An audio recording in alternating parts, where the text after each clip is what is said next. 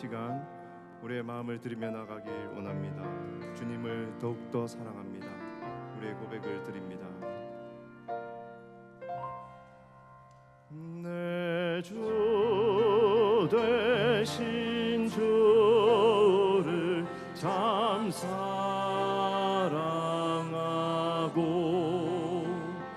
곧 그에게 죄를 다 고합니다. 그 은혜를 주신 내 예수시니 이전보다 더욱 사랑합니다.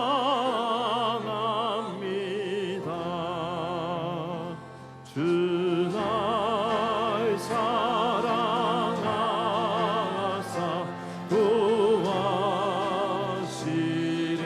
구하시려고 저 십자가 고난 당하셨도다. 그가 시간 쓰신 내 주 배우니 이전보다 더욱 사랑합니다.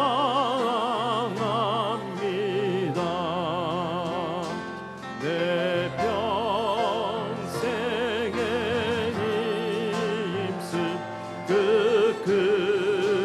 의무는 주 예수의 덕을 느끼리이다. 숨질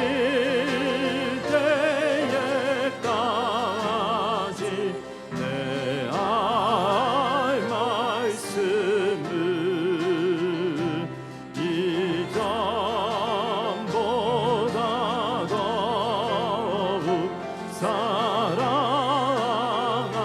사랑합니다. 그 영광의 나라 나 들어가서 그 풍성한 은혜 늘 감사하리.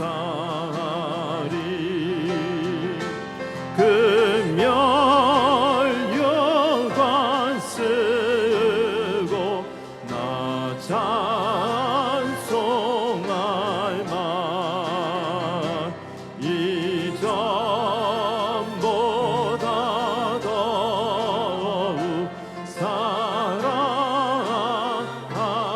사랑합니다.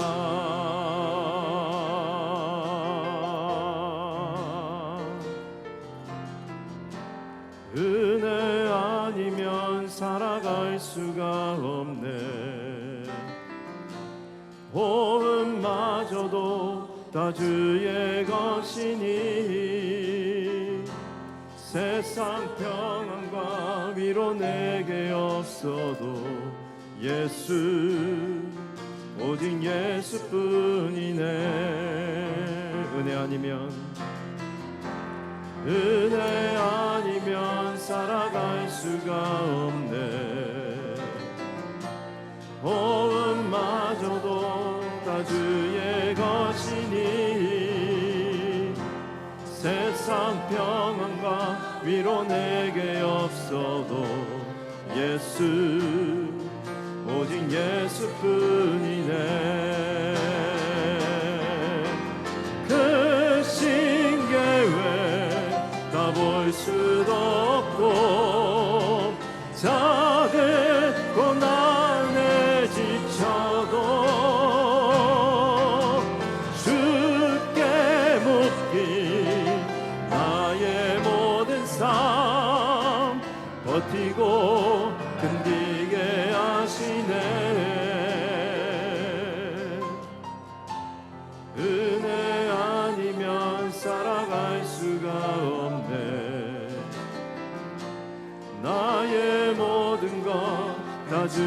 주께 맡기니 참된 평안과 위로 내게 주신 주 예수 오직 예수뿐이네. 그 신계획 다 볼 수도 없고 작은 고난에 지쳐도 주께 묻기 나의 모든 삶 버티고 견디게 하시네. 그 신계획 다 볼 수도 없고 작은 고난에 지쳐도 주께 묻기 나의 모든 삶 버티고 견디게 하시네.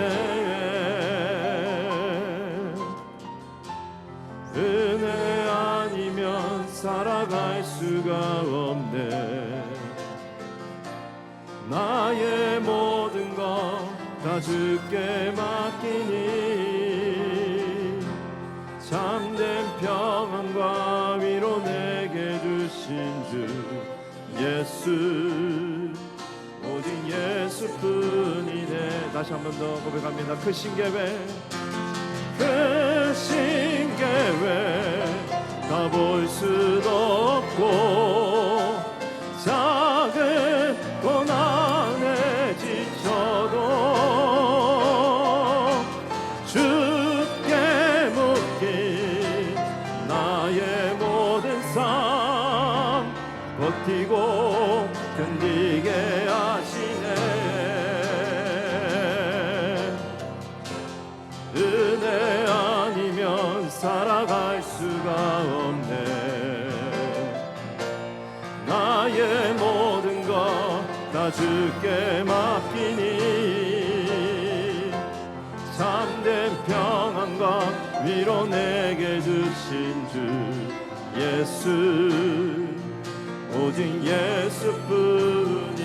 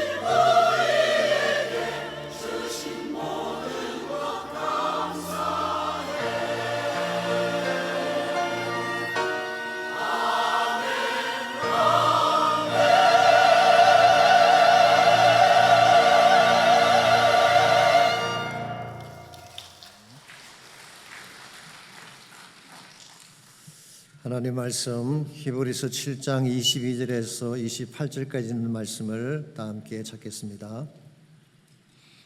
히브리서 7장 22절에서 28절입니다. 이와 같이 예수는 더 좋은 언약의 보증이 되셨느니라. 제사장 된 그들의 수요가 많은 것은 죽음으로 말미암아 항상 잊지 못함이로되 예수는 영원히 계심으로 그 제사장 직분도 갈리지 아니하느니라. 그러므로 자기를 힘입어 하나님께 나아가는 자들을 온전히 구원하실 수 있으니 이는 그가 항상 살아계셔서 그들을 위하여 간구하심이라. 이러한 대제사장은 우리에게 합당하니 거룩하고 악이 없고 더러움이 없고 죄인에게서 떠나 계시고 하늘보다 높이 되시니라.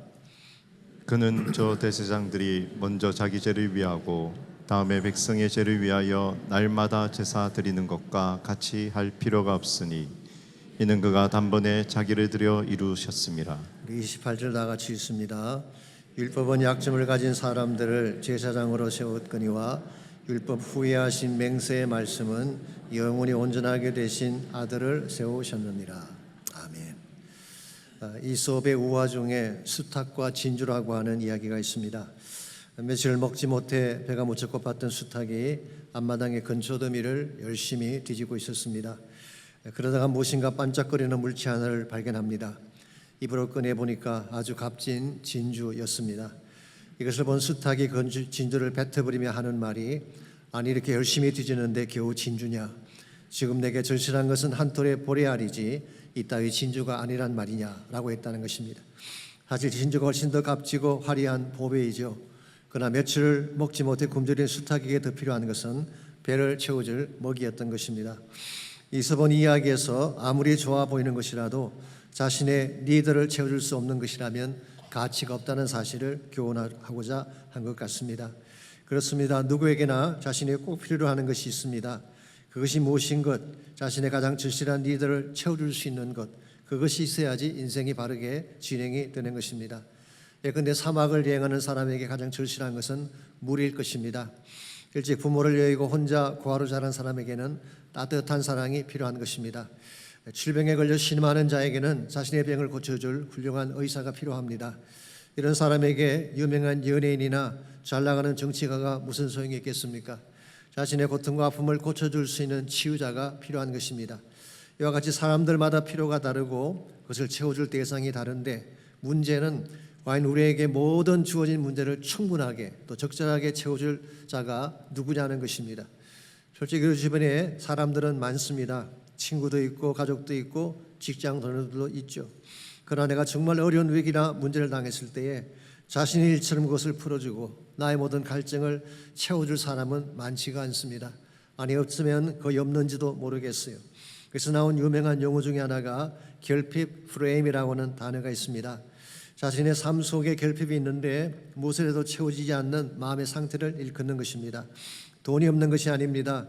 시간이나 능력이 없는 것도 아닙니다. 그런데 모든 것을 가진 듯한데 그럼에도 항상 무엇인가가 부족하게 느끼는 것, 이게 결핍 프레임이라는 것입니다. 왜 그럴까요? 인간의 깊은 곳에 있는 진짜 결핍, 이것은 우리의 소유나 능력으로 채워지지 않기 때문에 그런 것입니다. 비근한 예로 여러분 잘 아시는 일론 머스크 같은 사람 보십시오. 세계 최고의 부자 아닙니까? 테슬라, 스페이스 X, 스타링크 등으로 가장 유명하고 성공한 사람 아니겠습니까? 그럼에도 그가 2017년도에 롤링스톤즈라고 하는 잡지사와 인터뷰하는 중에 이런 말을 했습니다. 행복은 오래가지 않는다. 나는 종종 깊은 외로움을 느낀다. 성공을 해도 왜 공허한가? 라는 질문을 남겼다고 합니다. 분명히 많은 것을 가졌는데 채워지지 않는다는 고백을 한 것입니다. 그렇습니다. 아무리 많은 것을 가져도 인간 심년 깊은 곳에 있는 진짜 결핍, 이것이 채워지지 아니하면 항상 공허하고 부족하게 되는 것입니다. 그렇다면 우리 마음속에 채워지지 않는 진짜 결핍은 어떤 것일까요? 파스칼은 빵세에서 인간 심년 곳에 있는 진짜 문제를 다음과 같이 표현을 했습니다. 이 무력함과 갈망이 무엇을 말해주는가? 인간 안에는 한때 참된 행복이 있었으나 지금은 그 빈 흔적과 자취만 남아있다. 그것을 채우기 위해 모든 것을 찾지만 아무것도 그를 도울 수 없다. 왜냐하면 이 무한한 심년은 오직 무한하고 불변하는 존재, 곧 하나님 자신으로만 채워줄 수 있기 때문이다. 여기서 파스칼은 무한한 10년이라는 단어를 썼죠. 영어로 infinite abyss라고 합니다. 프랑스 말로는 스그프로 앙피니라고 한다고 하는데요.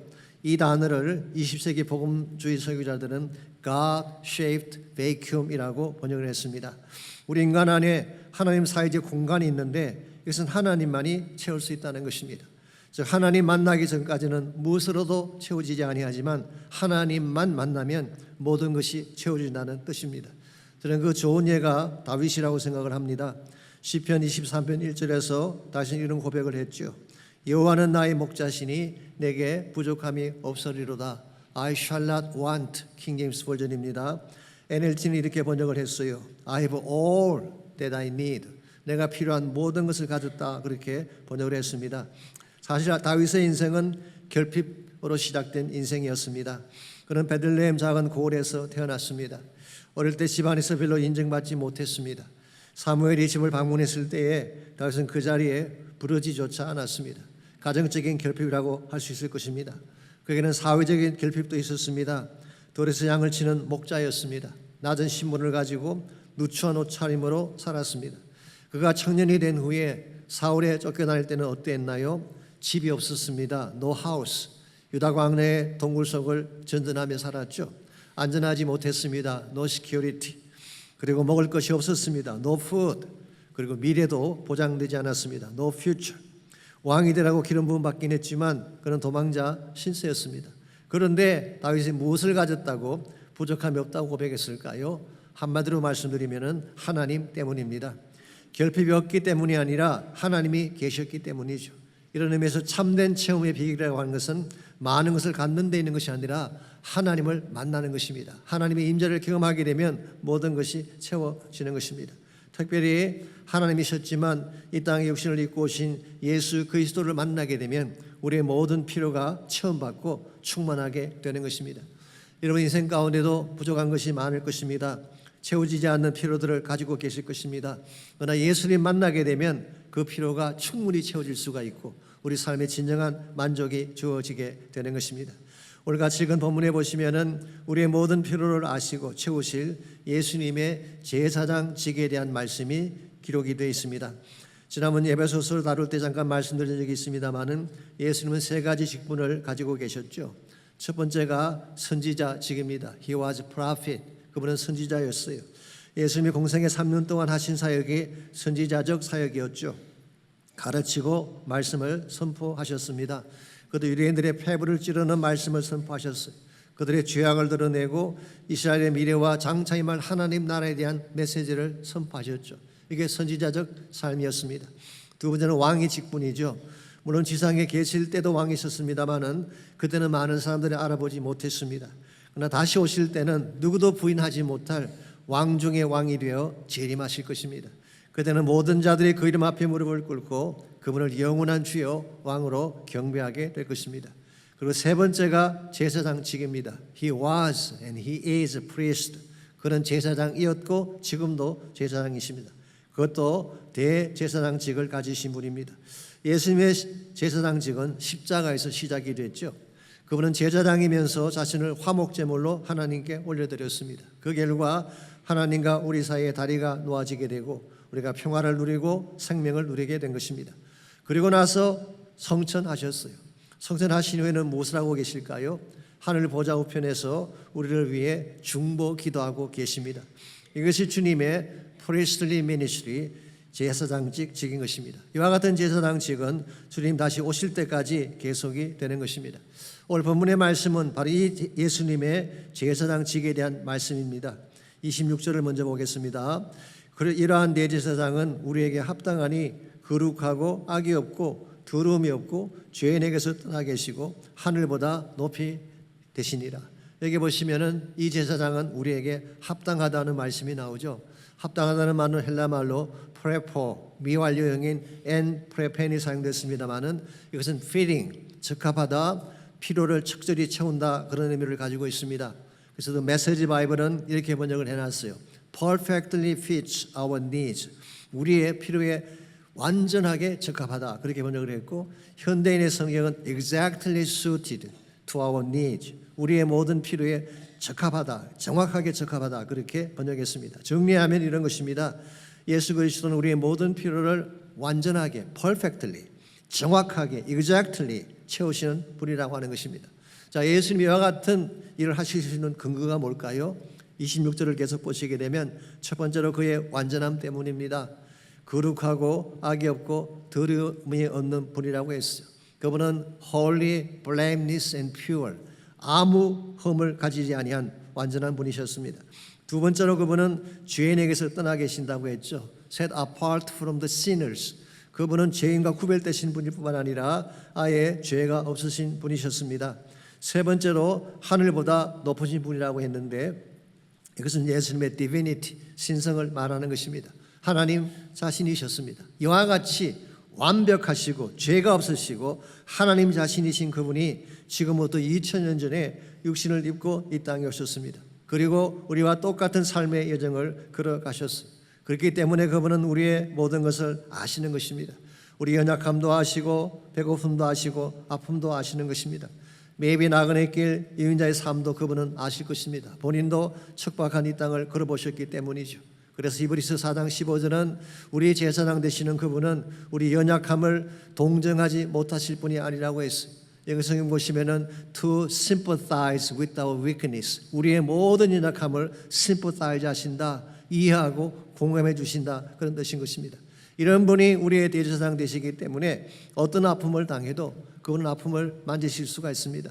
어떤 고통을 당해도 치유하고 회복시킬 수가 있는 것입니다. 그러므로 우리 삶의 진정한 체험이 주어지려면 대제사장 되신 예수님 만나야 되는 것입니다. 오래전에 휴스턴 제일 침례교를 담임하셨던 존 비세그노라는 유명한 미국 목사님이 계십니다. 한 번은 이분이 이런 간증을 하셨어요. 아마 그분 교회에 와서 그 중국인 형제가 와서 한 간증을 소개한 것입니다만은 그 형제는 다양한 종교적인 배경을 가졌던 형제인 것 같습니다. 이런 내용입니다. 나는 인생 여정을 걷다가 죄의 깊은 수렁에 빠지게 됐습니다. 그때 마호메트가 제게 와서 말했습니다. 너는 실제로 수렁에 있는 게 아니야. 다만 너가 빠졌다고 생각할 뿐이야 라고 이야기했어요. 그 다음에 부처가 와서 말을 했습니다. 너가 수렁에서 나올 수 있는 7가지 단계가 있다. 만약 너가 기어오르려고 노력하면 나올 수 있을 것이야. 나 아무리 노력해도 나올 수가 없었습니다. 그때 공자님이 와서 말을 했습니다. 내가 수렁에서 나올 수 있는 10단계 수양이 있다. 너가 절반을 한다면 나머지 절반은 내가 도와주마. 그러나 아무리 수양을 닦아도 아무리 노력해도 여전히 죄의 수렁에서 나올 수가 없었습니다. 그때 나사렛 사람이 저에게 다가왔습니다. 그러나 내 형편을 보신 후에 아무런 충고도 하지 않은 채 왕의 옷을 벗어버리시고 내가 있는 수렁 속으로 오물과 진 흙투성이 속으로 내려오셔서 나를 건져내셨습니다. 그리고 나의 아픔을 자신의 아픔으로 느끼며 함께 울어주셨습니다. 이 나사렛 사람이 바로 성육신하신 예수 그리스도였습니다. 여러분, 이것은 다른 종교에 대한 비판을 하려는 것이 아닙니다. 기독교 신앙의 근본 어프로치를 소개한 것입니다. 하나님은 멀리 서서 우리를 바라보시며 사랑한다고 말씀만 하시는 분이 아닙니다. 실제로 육신을 입고 이 땅에 오셔서 천한 몸을 입고 이 땅에 오셔서 우리와 똑같이 죄악의 수렁 속에 빠진 우리를 건져내신 분이 예수 그리스도십니다. 그래서 사도 요한은 말씀이 육신이 되어 우리 가운데 거하신다는 말씀을 했죠. 문자적인 의미는 우리 가운데 오셔서 텐트를 치신다, 거처를 같이 한다, 그런 의미를 가지고 있는 것입니다. 예수님 멀리 계신 하나님이 아니라 우리 가까이 와서 나와 함께 거처를 하시면서 내 모든 문제를 다루시는 예수님. 여러분, 이 예수님 만나야지 여러분과 제 필요가 채워지게 되는 것입니다. 아무리 우리가 다른 것을 소유해도 예수님 만날 때까지 우리 인생의 진정한 필요는 체험받을 수가 없습니다. 그러나 예수님 만나면 그분을 통해 참된 해답을 얻게 되고 모든 결핍을 체험받게 되는 것입니다. 여러분과 제가 예수님 만난 후에 우리의 대제사장 되신 그분에게 나아가게 되면 예수님은 어떤 필요를 채워주실까요? 오늘 본문에 보시면은 대제사장 되신 예수님은 3가지 차원에서 우리의 필요를 채우신다고 말씀하고 있습니다. 첫 번째로 우리 가진 과거적 필요를 채워주십니다. 우리 가진 과거적 필요, 이것은 쉽게 표현하면은 죄에 대한 필요를 채우신다는 뜻입니다. 27절 말씀을 보시면은 이것과 관련해서 예수님이 이미 이루신 중요한 사건 하나를 소개하고 있습니다. 그는 저 대제사장들이 먼저 자기 죄를 위하고 다음에 백성의 죄를 위하여 날마다 제사 드림과 같이 할 필요가 없으니 이는 그가 단번에 자기를 들여 이루셨습니다 라고 했어요. 여기 나오는 저 대제사장들은 구약 시대의 인간 대제사장을 말하는 것입니다. 아시겠지만 대제사장직은 대단히 높고 영광된 직입니다. 이스라엘의 모든 제사를 총괄하는 수장 아니겠습니까? 레위기서 16장에 보게 되면 이 대제사장이 1년에 딱 한 번 대속죄일, The Day of Atonement라고 합니다. 1년에 한 번 휘장을 넘어서 지성소 안으로 들어가는 일을 하게 됩니다. 온 이스라엘의 죄를 속하는 속죄의 피를 속죄소에 뿌리기 위해 지성소로 들어가는 것입니다. 그때에 자신의 죄를 씻는 속죄의 피를 먼저 뿌려야 됩니다. 왜 그럴까요? 자신도 죄인이기 때문인 것입니다. 만일의 경우에 대제사장이 그냥 지성소로 들어가면 어떻게 될까요? 즉사하게 되는 것입니다. 그래서 아시겠지만 제사장의 옷에는 허리에 줄이 달려 있고 방울이 달려 있습니다. 방울 소리가 나면 살아있는 거예요. 방울 소리가 멈추면 돌아가신 것입니다. 그때 끄집어내기 위해 줄을 매달아 놓는 것입니다. 그만큼 지성소는 함부로 들어갈 수 없는 곳. 그래서 대제사장일지라도 자기 속죄의 피를 먼저 해야 되는 것입니다. 이런 면에서 인간 대제사장에는 한계가 있습니다. 뿐만 아니라 그가 드리는 속죄의 제사도 한 번으로 끝나지 않습니다. 매년 드려야 되는 거예요. 매년 드려도 사실은 죄가 다 처리되지 않습니다. 왜냐하니까 그들이 드리는 제사는 완전한 속죄가 아니기 때문입니다. 그런데 우리의 대제사장 되신 예수님은 다릅니다. 오늘 본문에 의하면은 단번에 자신을 드림으로 영원한 속죄의 제사를 드렸다. 그래서 오늘 본문은 once for all sacrifice, 한 번 드림으로 영원하게 드린 제사. 이게 어떤 사건을 말할까요? 십자가 사건을 말하는 것입니다. 십자가는 하나님의 아들이신 그분이 자신을 화목제물로 온전하게 하나님께 올려드림으로 인간의 모든 죄를 한꺼번에 담당하신 사건을 말하는 것입니다. 그렇기 때문에 요한복음 19장에 보시면은 예수께서 마지막 남기신 말씀 중에 이 말씀이 있죠. 다 이루었다. It is finished. I am finished가 아닙니다. 예수님이 끝장나신 게 아니에요. 예수님의 구속 사역이 끝이 난 것입니다. 여기 사용된 유명한 헬라 단어가 테텔레스타이라는 단어였죠. paid off, 모든 대가를 다 지불했다, 지불 완료했다 그런 뜻입니다. 특별히 이 단어가 완료형으로 사용되고 있습니다. 이 perfect tense라고 하는 것은요, 과거에 행한 어떤 일이 오늘까지 효력을 미치는 경우에 perfect tense를 쓰죠. 예수님께서 돌아가신 것은 2000년 전입니다. 과거에 행한 일이시죠. 분명히 2000년 전에 주님이 속죄의 제사를 드리셨는데 오늘까지도 누구든지 예수를 믿기만 하면 그 속죄의 피가 우리에게 적용이 되어서 죄를 씻게 되는 것입니다. 이것이 바로 대제사장 되신 예수님께서 여러분과 저를 위해 행해 주신 과거적 사건이라고 할 수가 있습니다. 여러분, 우리 인간이 가진 니드 중에 가장 근원적인 니드가 무엇인지 아십니까? 죄에 대한 문제입니다. 이 니드가 채워지지 아니하면 무엇을 해도 무엇을 가져도 행복할 수가 없는 것입니다. 인생에 많은 문제가 있고 많은 아픔이 있고 많은 고통이 있는데요, 그 모든 것들을 추적에 들어가면 딱 한 단어가 나옵니다. sin, 죄라는 단어가 나오는 것입니다. 이걸 처리하지 아니하면 아무리 많은 것을 가져도 행복할 수가 없고 기쁨 가운데 살 수가 없는 것입니다. 우리가 잘 아는 것처럼 우리가 예수님을 우리 구원자로 영접하게 되면 우리의 모든 죄를 용서받게 됩니다. 예수님을 믿는 순간 우리의 모든 죄가 처리가 되는 것입니다. 그럼에도 불구하고 크리스찬들 가운데는 많은 분들이 죄책감과 죄의 고통에 눌려 사는 분들을 볼 수가 있습니다. 이유가 무엇인지 아십니까? 예수를 믿었음에도 불구하고 왜 죄책감에 눌려 살게 될까요? 지은 죄를 자백하지 않기 때문에 그런 것입니다. 여러분, 죄라고 하는 것은 그냥 둔다고 사라지지 않아요. 감춘다고 해서 없어지는 것이 아닙니다. 자백해버려야지 처리가 되는 것입니다. 만일의 경우에 죄를 자백하지 않고 심령에 품게 되면 어떤 현상이 일어나는지 아십니까? 우리 심령을 죽게 만드는 것입니다. 시편 32편 3절에 보게 되면 다윗이 이런 고백을 했습니다. 내가 입을 열지 아니할 때에, 즉 죄를 자백하지 않을 때를 말하는 것이죠. 실제로 다윗은 우리 아내를 범하는 죄를 짓고 나서 그것을 은폐하려고 했습니다. 하나님께 죄를 자백하지 아니하고 자기 마음속에 숨겨놓았을 때에 그의 마음이 어땠는지 아십니까? 종일 신음함으로 내 뼈가 상하였다고 했어요. 하루 종일 신음하며 고통 속에 살고 나의 뼈마디가 상하는 고통이 주어졌다는 거예요. 그러므로 죄를 움켜잡고 있게 되면 그것이 병이 되는 것입니다. 우리를 죽게 만드는 것입니다. 그러므로 가장 지혜로운 방법은 나의 마음속에 있는 모든 죄를 이미 2000년 전에 나를 위해 죽어주신 예수 그리스도의 십자가 앞에 가지고 나가서 자백해버리는 것입니다. 자백하게 되면 우리의 모든 죄를 깨끗게 하신다고 약속하셨어요.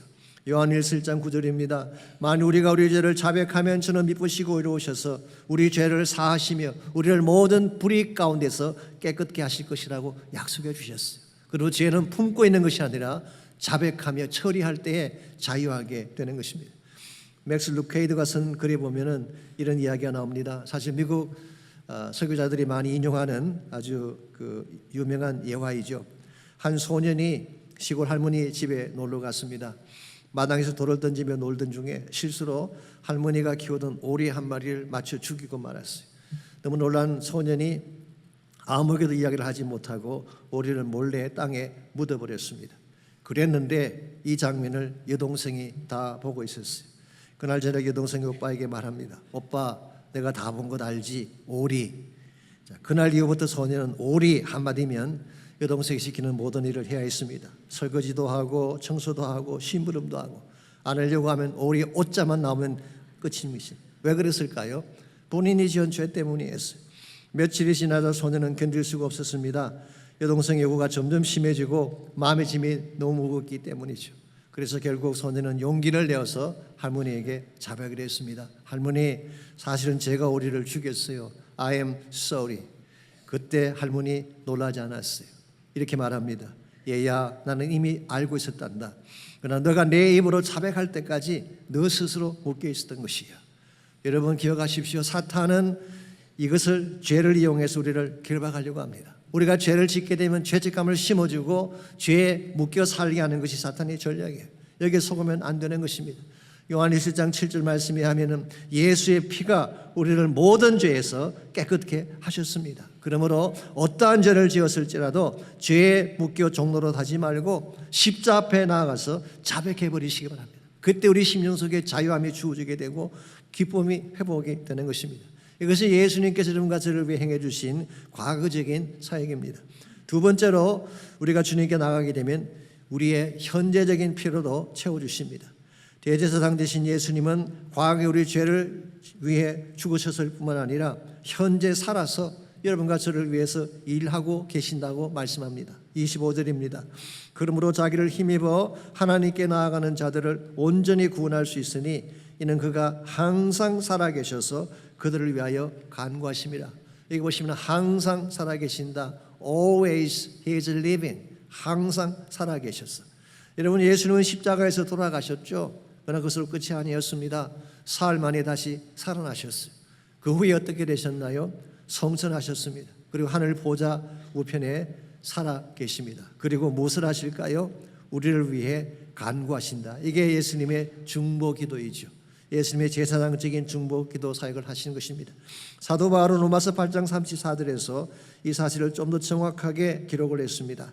누가 정죄하리요? 죽으실 뿐 아니라 다시 살아나시는 예수 그리스도 예수이니 그는 하나님 우편에 계신 자요 우리를 위하여 간구하시는 자신이라. 여기에 예수님의 현재적 사역이 잘 기록되어 있습니다. 예수님은 지금도 살아계셔서 하나님 우편에 계시면서 여러분과 저를 위해 중보자가 되어 기도하고 계신다는 거예요. 여러분 인간 중보 기도도 중요합니다. 인간이 중보 기도하는 것도 참 중요하죠. 그러나 인간 중보자는 가끔 졸 수도 있고 깜빡해서 기도를 스킵할 수도 있을 것입니다. 근데 주님은 그렇지 않아요. 주무시지도 않고 졸지도 아니하시고 하루 24시간 every moment 여러분과 저를 위해 기도하시는 것입니다. 심지어 우리가 지쳐서 기도할 힘조차 없을 그때에도 still 우리를 위해 기도하시는 예수님, 이보다 더 든든한 백이 어디 있겠어요?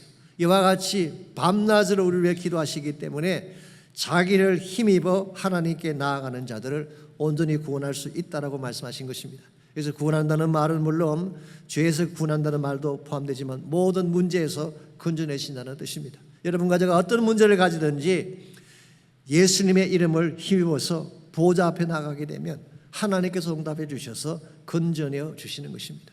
솔직히 우리 인생이라고 하는 것이 누구도 앞날을 예측할 수 없는 거 아니겠습니까? 언제에서 무슨 일이 생길지 아무도 예측할 수가 없습니다. 그런데 무슨 일을 당하든지 그 이름을 의지하고 보좌 앞으로 나가기만 하면 하나님이 예수님을 통해서 때를 따라 돕는 은혜를 베푸시는 것입니다. 이걸 믿어야 돼요. 하나님께 나아가 그의 이름을 의지하고 나가 기도하면 때를 따라 돕는 적절한 은혜를 꼭 베푸신다. 이걸 믿을 때에 무슨 문제를 당해도 낙심하지 않고 흔들리지 않을 수가 있는 것입니다. 몇 주 전에 한 자매님이 예배 끝난 후에 저에게 기도를 부탁하셨어요. 사실 그 자매님은 오랜 시간 암으로 투병해 왔던 자매입니다. 사실 얼마 전에 그 집에 신방을 간 적이 있는데요. 정말 그렇게 밝을 수가 없어요. 환자 같지가 않았어요. 웃으시고 기쁨 가운데 자기 이야기를 하시는데 말이죠. 이 비결이 뭔가 지금 살펴봤더니 무슨 일이 생겨도 하나님을 신뢰하는 믿음이 있었어요. 믿음이 있으면 어떤 상황이라도 당황하지 않습니다. 믿는 구석이 있으니까. 그랬는데 몇 주 전에 저에게 와서 이렇게 부탁했습니다. 오늘 닥터를 만나러 가는데 검사 결과 암이 완전히 클리어되도록 기도해 주십시오라는 것입니다. 그때 제가 암이 다 사라진 줄 믿습니다 라고 기도해버리고 말았어요. 저도 믿는 구석이 있었어. 어떻게 됐는지 아십니까? 우리 지난주 일부러 저에게 오셔가지고 정말 의사에게 가서 점검했는데요. 암이 깨끗하게 없어졌대요. 하나도 없대요. 물론 그동안 교회에서 많은 분들이 타시기도 합니다만 저는 분명히 압니다. 그 이름을 힘입어 죽기로 나아가면 반드시 하나님이 응답하신다는 사실이죠. 이게 대제사장 되신 예수님이 현재 여러분과 저를 위해 행하시는 사역입니다. 지금도 살아계시기 때문에 항상 나를 위해 중보하시기 때문에 무슨 문제를 가지고 나아가도 적절한 은혜의 답을 허락해 주시고 우리를 건져내어 주시는 것입니다. 이와 같이 주님이 우리의 대제사장이 되시게 되면 우리의 과거적 필요, 죄사함의 문제가 깨끗하게 해결이 됩니다. 또한 두 번째로 주님이 우리의 대제사장 되시면은 현재적 필요, 우리가 무슨 어려움을 갖든지 간에 그 이름을 힘입어 나가 기도하면 반드시 처리해 주시는 현재적인 역사를 해 주십니다. 그리고 세 번째로 우리가 주님께 나가게 되면 우리의 미래적인 필요마저도 채워주시는 역사를 합니다. 우리의 미래적 필요마저도. 22절을 보겠습니다. 이와 같이 예수는 더 좋은 언약의 보증이 되시느니라. 여기 보시면 더 좋은 언약, better covenant라고 하는 단어가 나오죠. 자, 그렇다면 덜 좋은 언약도 있나요? 있습니다. 우리는 그것을 옛 언약이라고 합니다. 구약에 기록된 모세의 율법을 말하는 것이죠. 아시겠지만 모세의 율법은 구원의 방편으로 주신 것이 아닙니다. 사실은 죄를 드러내기 위한 정죄의 목적으로 주신 것입니다. 무엇이 죄인지 아닌지를 규정함으로써 하나님의 도를 깨닫게 하고 그리스도 앞으로 인도하기 위해 주신 것이 율법의 목적이에요. 그래서 사도 바울은 갈라디아서에서 율법을 몽학 선생이라고 했죠. 초등학교 교사, 영어로 튜터라고 이렇게 이야기했습니다. 그 말은 뭐냐고 하면 어릴 때 우리를 가르치는 교사를 말하는데 장성하게 되면 그리스도에게 안내하기 위한 도구에 불과하다 그런 것입니다. 이와 같은 것이 옛 언약인데 새 언약은 다른 것입니다. 새 언약은 예수님의 피로 맺어진 언약이고 구원의 언약입니다. 그러므로 그 속에는 영생이 약속되어 있습니다.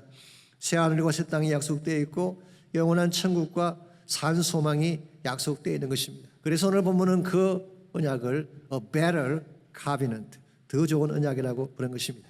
그런데 이 언약을 누가 보증해 준다는 것입니까? 우리의 대제사장 대신 예수 그리스도가 보증이 된다고 했어요. He has become the guarantor of the covenant. 더 좋은 언약의 guarantor가 되신다. 보증이 되신다. 저는 여기에 소망이 있다고 생각합니다. 우리의 미래, 우리 영원한 구원은 예수님이 보증해 주시는 것입니다. 아무리 앞이 어두워 보여도 예수님 우리의 앞날에 대한 모든 보증자가 되시기 때문에 염려할 필요가 없는 것입니다.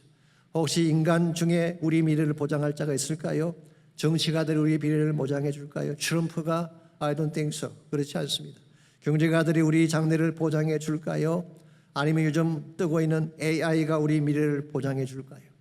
AI에게 한번 물어보십시오. 사실 제가 어저께 물어봤어요. 어떤 답이 나오는지 아십니까? AI가 우리 인간의 미래를 보장해 줄까 그랬더니 이렇게 답이 나왔어. 어떤 AI도 보장할 수 없다. AI도 자신을 알고 있는데 AI 믿고 살아서 되겠습니까? 그러므로 여러분들 그들에게 인생 걸면 안 됩니다. 온 땅이 흔들려도 모든 것이 다 떠나가도 영원토록 우리 삶을 보장할 유일하신 분 예수 그리스도에게 인생을 거시기 바랍니다. 그분에게 인생을 걸 때에 우리의 과거, 우리의 현재뿐만 아니라 우리의 미래에 대한 모든 것까지도 완전하게 책임져 주시는 것입니다. 우리 인생 여정이라고 하는 것이 우리 힘만으로 달려가기에는 역부족일 때가 많습니다. 우리 힘만으로 할 수 있는 것이 거의 제한되어 있기 때문이죠. 그런데 우리 중보자이시며 제사장이신 그리스도와 함께 간다면 우리는 두려워할 이유가 없습니다. 그건 우리의 과거, 우리의 현재, 우리 미래까지 보장해 주시는 전능하신 하나님이시기 때문입니다. 혹시 여러분 삶 가운데 앞길이 보이지 않아 불안해하고 두려워하는 분이 계십니까? 우리 연약함을 아시고 때를 따라 돕는 은혜를 베푸실 예수님의 손을 꼭 붙드시길 바랍니다. 그분을 붙잡으면 안 되는 일도 되게 해주시고 우리가 뚫을 수 없는 길도 뚫어주셔서 앞을 향해 전진하게 만들어 주시는 것입니다. 약 10여 년 전입니다. 2016년 12월 27일 미국의 미디어를 달구었던 뉴스 하나가 있었습니다. 그랜 캐년 입구에서 조난을 당했던 한 가족에 대한 이야기인데요. 펜실베니아에 살고 있던 한 가족이 성탄 연휴를 맞아서 12월 23일, 24일 브라이스 캐년과 그랜 캐년을 방문하기 위해 차를 몰고 유타까지 왔습니다. 그랬는데 GPS가 잘못 안내하는 바람에 이미 길이 폐쇄된 그랜 캐년 노스 림으로 들어가게 됐습니다. 한참을 가다가 무엇인가 잘못된 것을 알고 차를 돌리려고 했지만 바퀴가 눈 속에 빠지면서 꼼짝달싹할 수가 없었어요. 셀폰으로 구조를 요청하려 했지만 꼴짝이기 때문에 전화가 터지지 않았습니다.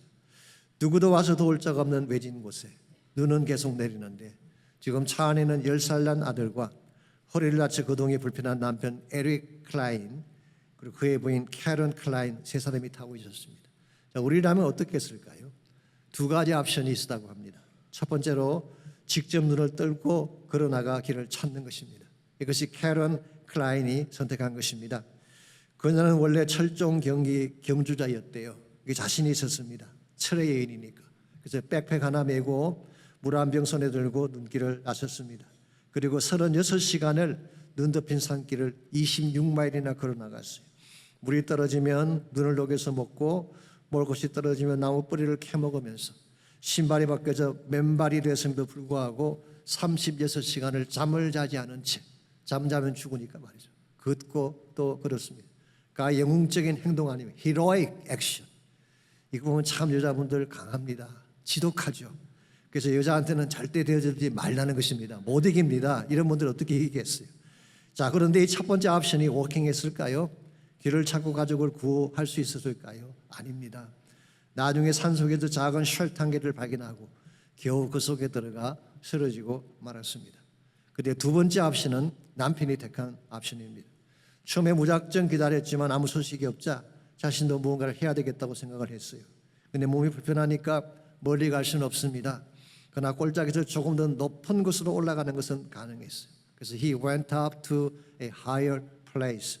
조금 높은 곳으로 올라갔더니 거기서 셀폰이 터진 것입니다.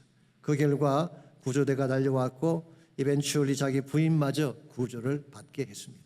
자, 여러분 생각에 어느 것이 더 지혜로운 방식일까요? 자신의 능력과 힘을 믿고 혼자 눈 덮인 산길로 뛰어드는 것일까요? 아니면 더 높은 곳으로 올라가서 도움의 전화를 거는 것일까요? 당연히 스마트폰으로 구조대와 커넥되는 것이 훨씬 더 스마트한 방법일 줄 믿습니다. 우리가 인생을 살아가는 방식도 마찬가지예요. 어떤 분은 자신의 힘으로 자신의 노력과 기술로 삶을 개척하고 문제를 풀려고 합니다. 그 반면에 어떤 이들은 자신의 무능력함과 한계를 인정하고 하나님께 도움을 요청하는 사람들이 있습니다. 이와 같은 것을 우리는 기도라고 부르는 것입니다.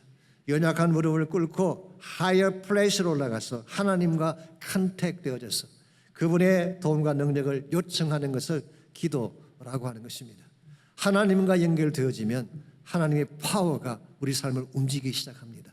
나의 힘으로 개척하려고 하면 내 힘이 끝나는 순간 우리 인생도 끝나게 되는 것입니다. 그러므로 진정한 차원의 문제 해결 방법은 하나님께 나아가는 것입니다. 아신다, 오늘부터 중무기도 축제가 시작이 됩니다. 우리가 중축을 해야 될 이유가 여기 있습니다. 이 땅 우리 힘만으로 풀 수 없는 많은 문제들, 많은 위기들이 있습니다. 하이어 플레이스로 올라가서 하나님과 커넥되기 위한 사건이 중무기도 축제 시간입니다. 우리가 기도하는 순간 하늘의 능력이 우리와 커넥되는 것입니다. 특별히 모든 성도가 함께 모여 부르짖게 될 때에 이 기도의 함성이 불가능의 벽을 깨뜨리는 것입니다. 하늘이 열리고 단비가 쏟아지고 기적 같은 능력들이 이 땅 가운데 임하게 되는 것입니다. 그러므로 여러분들 꼭 오시기 바랍니다. 1시 반 이곳 이 자리입니다. 꼭 오시기 바랍니다. 그리고 하나님 만나시기 바랍니다. 하나님을 만나게만 하면 모든 것이 다 끝나기 때문에, 그러므로 모든 것이 끝났다고 말하는 사람들의 말을 듣지 마십시오. 하나님은 아직 우리에게서 시선을 떼지 않았습니다. 세상에서 답을 찾지 마십시오. 사람들을 의지하지 마십시오. 오히려 기도를 쉬지 말고 찬양을 멈추지 말고 하나님께 나가십시오. 하나님만 만나면 모든 것이 끝나기 때문입니다. 이 시간 함께 기도하기를 원하는데요, 혹시 여러분 가운데 아직도 우리의 대제사장 되신 예수님 만나지 못한 분이 있다면 이분을 꼭 만나시기를 바랍니다. 이분을 만나야지 우리 모든 죄가 처리될 수가 있습니다. 이분을 만나면 우리가 겪고 있는 현재적인 문제를 해결할 수가 있습니다. 이분을 만나야만 우리의 미래, 우리의 영원한 미래가 보장되어지고 하나님의 은혜 가운데서 최상의 삶을 살아갈 수가 있습니다. 그분이 이 시간 기도할 때에 예수님의 이름을 붙잡고 주의 보좌 앞으로 나가는 기도하시기 바랍니다. 그의 이름을 힘입어 주께로 나가는 자들마다 반드시 건짐을 받고 구원한다고 약속하셨기 때문에 그 이름을 붙잡고 이 시간 나가셔서 기도하시기 바랍니다. 보좌를 붙잡고 기도하시기 바랍니다. 특별히 오늘 오후에 있게 될 중축을 위해 기도해 주십시오. 성령이 임하게 하십시오. 오순절 역사가 다시 재현되게 하십시오.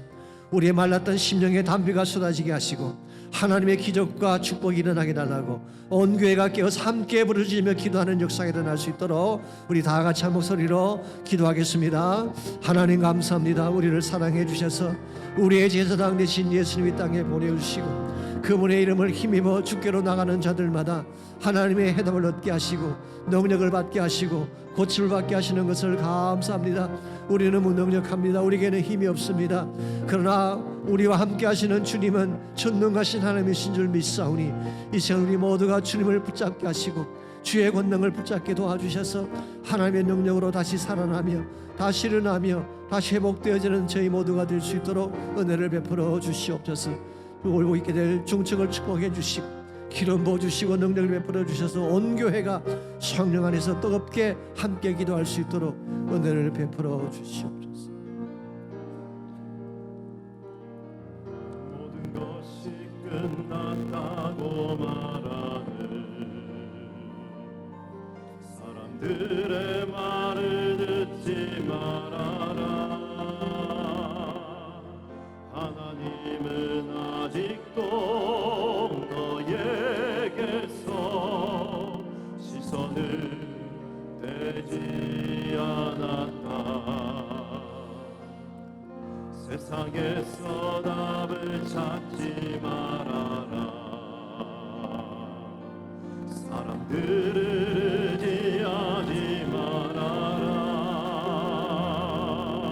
너의 모든 문제는 하나님만이 해결할 수가 있다. 기도를 쉬지 마라. 찬양을 멈추지 마라. 하나님이 너를 주목하고 있다.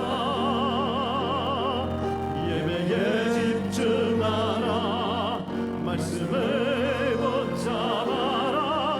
하나님을 만나면 끝난 것이다. 우리 다 일어나셔서 다시 한번 고백합니다. 모든 것이 끝났다고 말하는 사람들의 말을 듣지 말아라. 하나님은 아직도 너에게서 시선을 떼지 않았다. 세상에서 답을 찾지 말아라. 사람들을 의지하지 말아라. 너의 모든 문제는 하나님만이 해결할 수가 있다. 가는 길 멈추지 말라. 가는 길 멈추지 마라. 뒤를 돌아보지 마라. 하나님이 너를 주목하고 있다. 의심을 하지 마라. 절대 포기하지 마라. 하나님을 믿으면 끝난 것이다. 기도를 쉬지 말라. 기도를 쉬지 마라. 찬양을 멈추지 마라. 하나님이 너를 주목하고 있다. 예배에 집중하라. 말씀을 붙잡아라. 하나님을 만나면 끝난 것이다. 예수의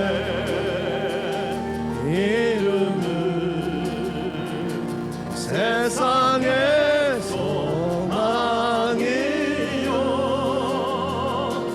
예수의 이름은 전국의 기쁨일세. 예수의 이름은 세상의 소망이요. 예수의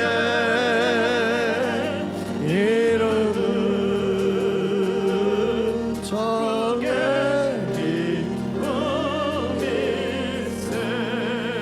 기쁨일세.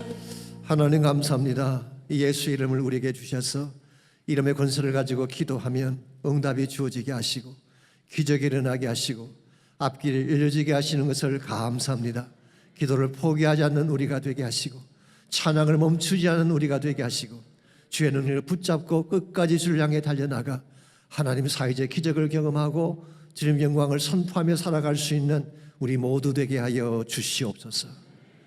이제는 우리 구주 예수 그리스도의 은혜와 하나님 아버지의 무한하신 사랑과 성령님의 충만한 임재하심이 예배를 마치고 돌아가는 모든 성도 한 분 한 분에게 그들의 가정 위에와 삶의 터전 위에와 자녀들과 자손들 위에 이제로부터 영원토록 함께 하시기를 우리 주님 예수님의 이름으로 간절히 축원하옵나이다.